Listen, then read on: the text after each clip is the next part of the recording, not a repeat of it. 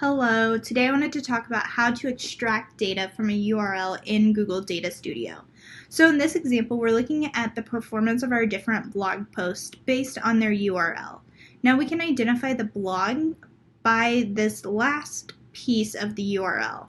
We really don't need anvilinsights.com/blog here in the URL, and it's because it's the same in every single one. And honestly, that part of it kind of clutters this graph.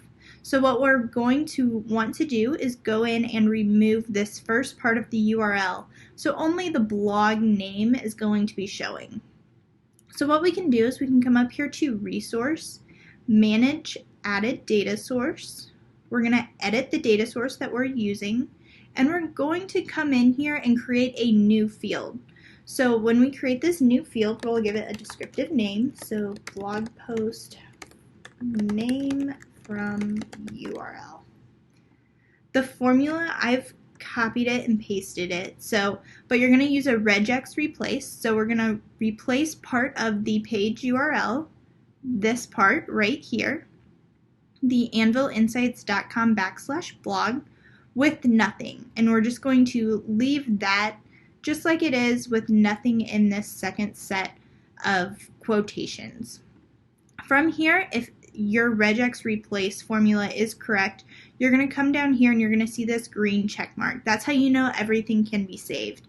If something's not right up here, this will actually show red down here and you won't be able to save the formula at all. So once you've done that, we're going to go ahead and click save. And then we're going to hit done and close. Now in here, we're going to go find that field that we just created, so blog post name from URL. We're going to get rid of the page in the graph.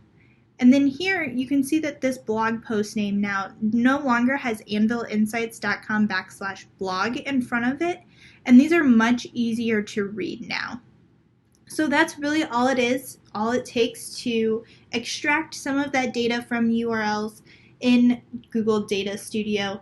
If you found this helpful, go ahead and give us a like. It helps us know what content you guys are finding most useful so we can keep producing some more of that.